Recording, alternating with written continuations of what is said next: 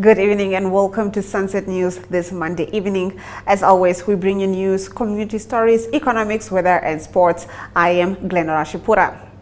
In the news tonight, the mayor of Walvis Bay, Trevina Forbes, on Thursday expressed his disappointments towards the low turnout of community members at last week's Wednesday public consultative meeting, which took place at Emmanuel Reuters in KZN. He made the remarks at an ordinary council meeting held at the KZN chambers. Ladies and gentlemen, good morning.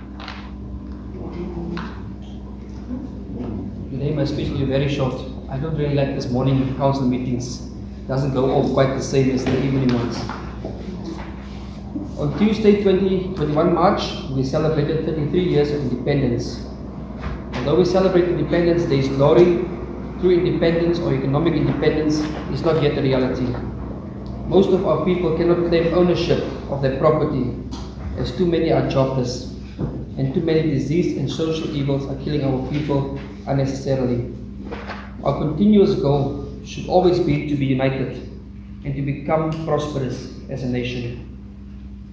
This week we are busy with public consultation meetings for the budget. I have to air my disappointment with the turnout at last night's public meeting in KZN, where a total of 70 residents turned up for the community, from a community of about 50,000 people. So only 70 were there. Despite the low turn up, what was clear from the residents was the encouragement for us to unite as council for the betterment of our town and the great opportunities to reduce the high rate of unemployment in Walvis Bay amongst our youth. I encourage the public to come out in numbers, as there are still two public meetings in Narrabul Community Hall tonight at 6 o'clock and the Town Hall tomorrow evening at 6 o'clock also, engaging and consulting the residents for the 2023-2024 council budget. That is all I have to say today. Thank you very much. Deputy Executive Director of Education, Eda Bon, delivered the keynote address at the official opening of the Colloquium on Namibian Boys' Underachievement and Under-Participation in Education. Bon advised that the growth and academic achievement of girls in education should be looked at and thereafter looked at ways to enhance that of boys' education in Namibia. The Today event is hosted at the University of Namibia's Commersdal campus. To apply principles of equity and affirmative action, targeted mechanisms and support have been put in place and are being put in place to protect women and girls from acts of injustice, unfairness, prejudice and discrimination. For instance, at the global level, the targeted support for girls' education has for more than 3 decades been promoted through initiatives that include the United Nations Girls Education Initiative, Women in Development, Sustainable Development Goals, Convention on Elimination of All Forms of Discrimination Against Women and Girls in Education 21st Century. At the African continental level, African girls have been supported in education through the avenues and instruments of the Forum for African Women Educationists, African Union Gender Policy of 2009, Neo Partnership for Africa's Development, Africa Charter on Humans and People's Rights, and the Solemn Declaration on Gender Equality in Africa of 2004. At the national level, Namibians' girls' education has been specifically supported by the Forum of African Women Educationalists, the Namibian chapter, or commonly known as FAWENA, and through the Gender Mainstreaming in Education program. Although it might be argued that the targeted support that girls received over the years increased their access to education, retention in school, and increased their achievement in education, one should not settle for this argument only. Further questions should be asked about what girls do that enhance their academic achievement and what boys do that undermines their academic achievement. One thing that we should not lose sight of is to celebrate the education gains that girls are displaying and work out strategies of how to support and enhance the boys' education. Fly Namibia responded to the incident of a woman with physical disabilities being denied boarding earlier this month and said it became clear during discussions that there is a lack of understanding of the specific needs and requirements of disabled passengers, and more needs to be done to educate and sensitize all involved in the travel experience, said Fly Namibia's Managing Director, Andre Kompion. Specific needs and requirements of those passengers, and much more should be done to educate and sensitize all involved in the travel experience. Namibia is a signatory of the United Nations Convention of the Rights of Persons with Disabilities and is bound to comply with the requirements of the Convention. It's furthermore imperative that the use of disability as a human rights agenda is addressed to ensure equal treatment of all citizens as required by the Namibian Constitution. In the light of the above, Fly Namibia has committed to arrange a stakeholder conference whereby all role players in the airline industry in Namibia will be involved, including the Deputy Minister of Disability Affairs and all interested parties. That will include the Namibian Airports Company, the Namibian Civil Aviation Authority, the police, everybody involved in dealing with passengers at airports in our industry.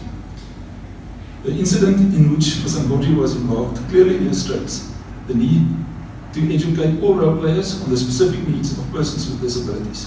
Fly Namibia is committed to play its role in ensuring that no person will experience any form of discrimination when dealing with the airline industry in Namibia. Fly Namibia wants to again express its sincerest remorse for the unfortunate incident involving Ms. Ngozi and wishes to assure the public at large that every measure shall be taken to prevent a repetition from such an occurrence. I thank you. Duminga Ndala, the lead youth commander of the LPM Youth Command, shared that there is a need for change in government, a government that understands the fundamental and structural issues, that is bold enough to create a conducive environment for job creation. Good morning, members of the media, LPM members, sympathizers. You are all welcome to today's presser. My name is Duminga Ndala, the lead youth commander of the LPM Youth Command element. Flanked, I'm with Junior Kainje. He's the regional leader of Commerce Region Youth Command element. Today's presser will be based on the unemployment rate in the country as well as the youth in mining in the country. We continue to see an increase of unemployment, especially among the youth. This is because of 33 years of economic underdevelopment, maladministration, corruption, outdated and misguided macroeconomic policy, and lastly, the lack of political will. According to the 2018 Labour Force Survey, Namibia's unemployment rate is 33.4%, with a youth unemployment rate of 46.1%, which by now should have grown to over 50%. The ongoing protest on unemployment in the country is a reflection that unemployment has reached a ticking time bomb. And also, it's a reflection that young people have lost confidence in the government of the day. Hence, there's a need for a change of government that understands the fundamental and structural issues, number one, and number two, that is bold enough to create a conducive environment for job creation. The Minister of Urban and Rural Development, Erastus Utoni, this morning met with residents at Okahanja's informal settlements after they traveled to the capital by bus and protested from B1 City to the ministry's headquarters.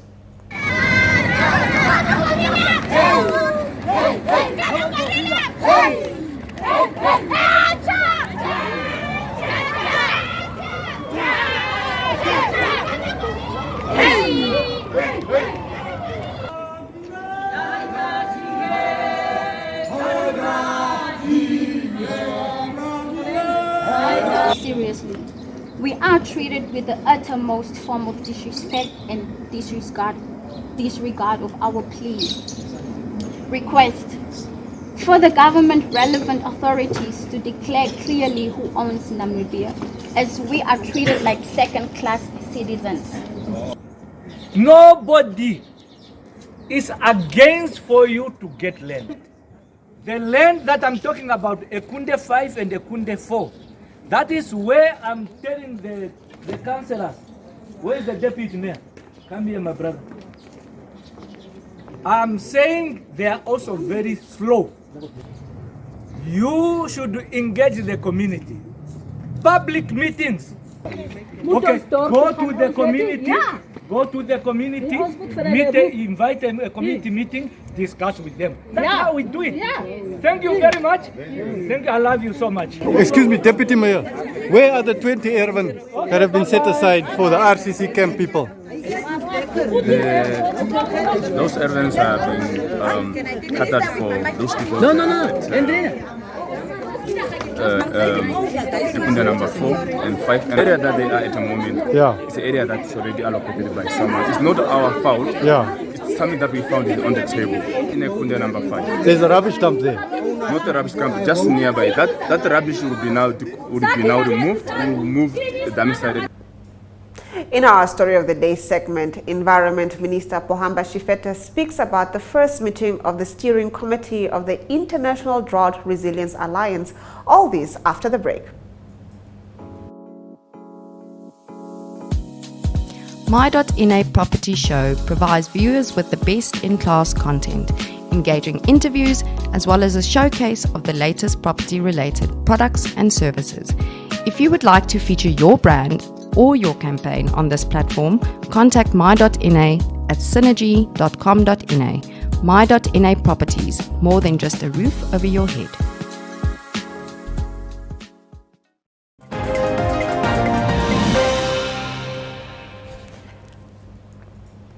Environment Minister Pohamba Shifeta speaks about the first meeting of the steering committee of the International Drought Resilience Alliance, which he attended in New York last week. This photo is by Jonah Musheko of the Agriculture Ministry. We may start. Okay, Honorable Minister, we understand you're here in New York for a very important meeting. Perhaps just to highlight what type of meeting is it and the importance of such a meeting to Namibia as a country. You may proceed. Thank you very much. We are here in New York, in the United States, attending a meeting, a steering committee meeting for the International Drought Resilience Alliance. It's a new initiative that has been launched recently, just the end of last year, and it initiated by countries, 30 countries are members of that steering committee. And Namibia became a member because of historical processes. You remember that we have hosted the UNCCD, that's the United Nations Convention to Combat Desertification 2013, and we have become a part of the historical presidency of the UNCCD. We hosted that conference of the parties, and Namibia is one of the countries that are severely affected by drought. We are naturally compelled to be part of that steering committee. So right now it is co-chaired by Spain and Senegal. We have about 9 African countries who are part of that steering committee. Today was just a official launching of the steering committee members. We have about 30 member states of the UN who are members of that steering committee, and it's hosted in the UNCCD, that means in the United Nations Convention to Combat Desertification Office, and it was also attended by Executive Secretary of the UNCCD.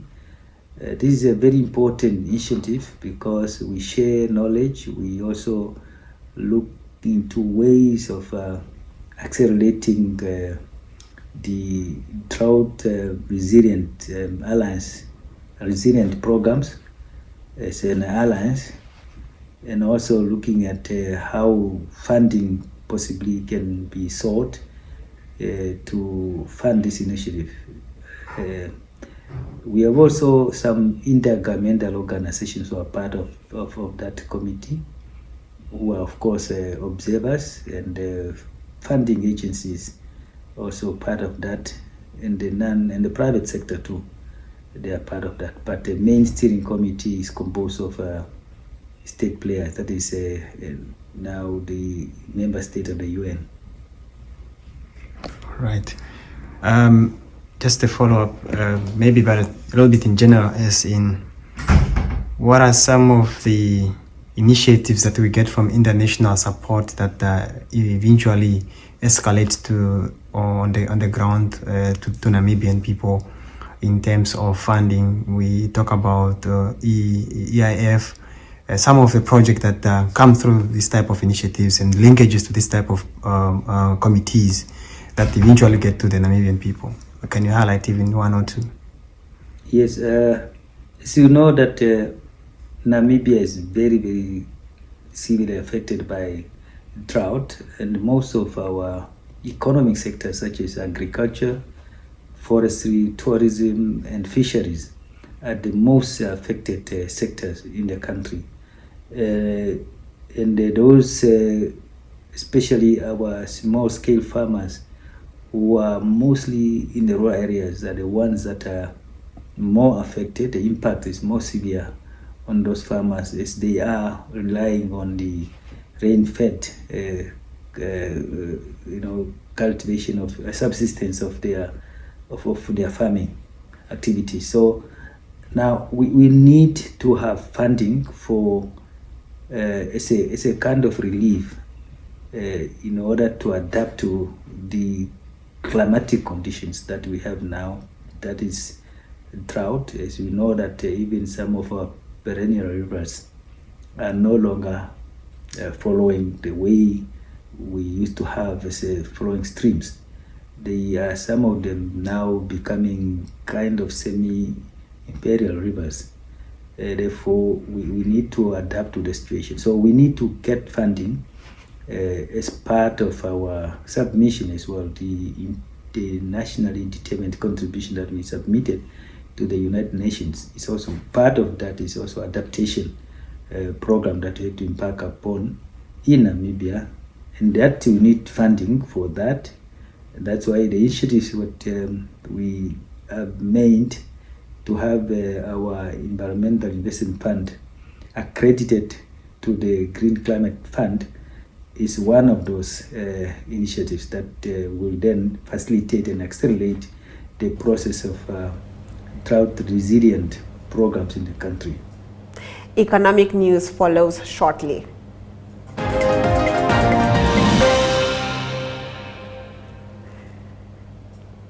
The National Development Plan 5, which ended last year, has been extended for 2 years to enable the completion of its programs and projects. The Director General of the National Planning Commission, Obeth Kanjose, announced the Harambee Prosperity Plan 2 programs and projects will also be accelerated.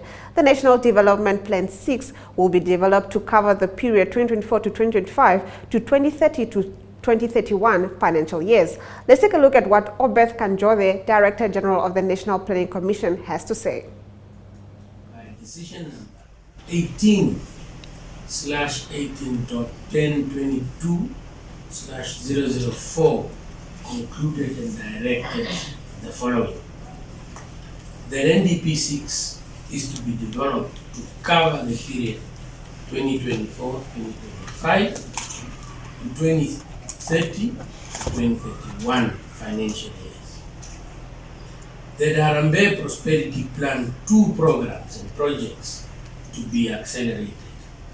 And finally, to extend NDP 5 for 2 years to enable completion of its programs and projects.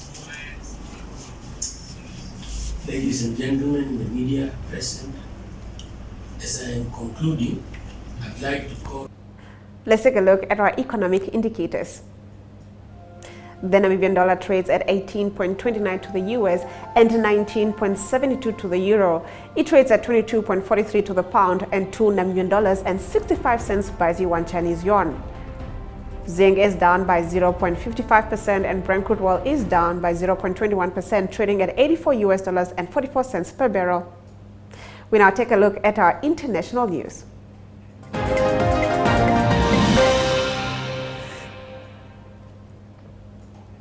Germany's transport network is at a near standstill as the country experiences one of its largest strikes in decades. Staff at airports, ports, railways, buses and subways walked out shortly after midnight for a 24-hour stoppage.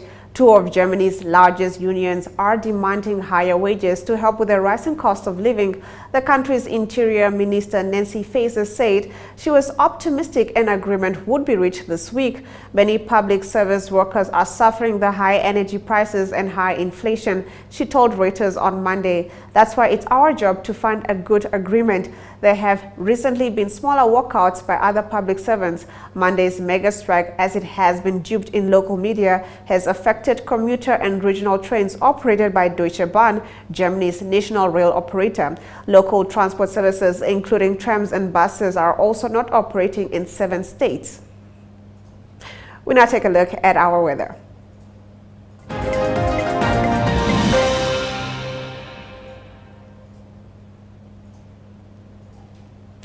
Let's take a look at the weather predictions.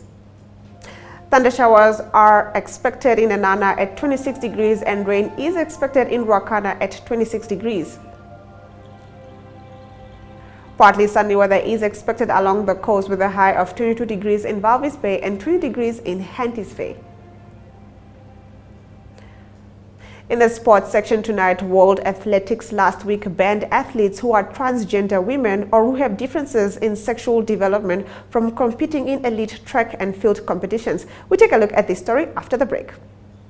Sport Wrap is a daily show focusing on all sport news and current affairs.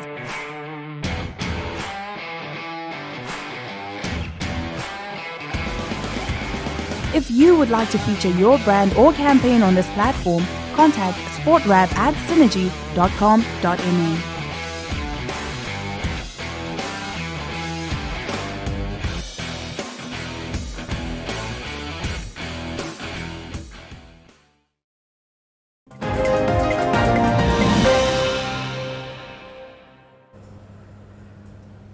In the sports news tonight, in a devastating turn of events, World Athletics last week banned athletes who are transgender women or who have differences in sexual development from competing in elite track and field competitions. Effective 31 March, Namibia's top athletes Christine Boma and Beatrice Masalingi have been classified as DSD athletes. DSD is a rare condition characterized by a mix of male and female hormones, genes, and/or reproductive organs.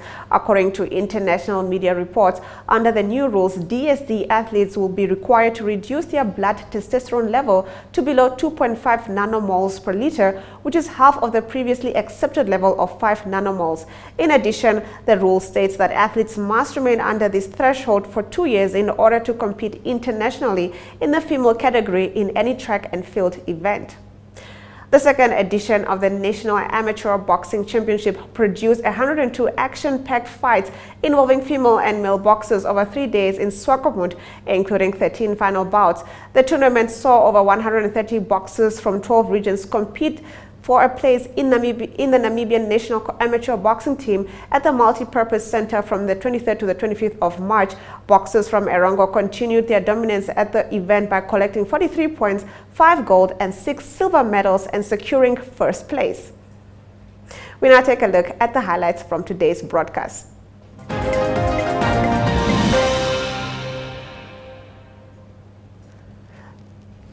Getting into the highlights from today's broadcast, the mayor of Walvis Bay, Trevino Forbes, on Thursday expressed his disappointments towards the low turnout of community members at last week's Wednesday public consultative meeting, which took place at Emmanuel Reuters in KZN.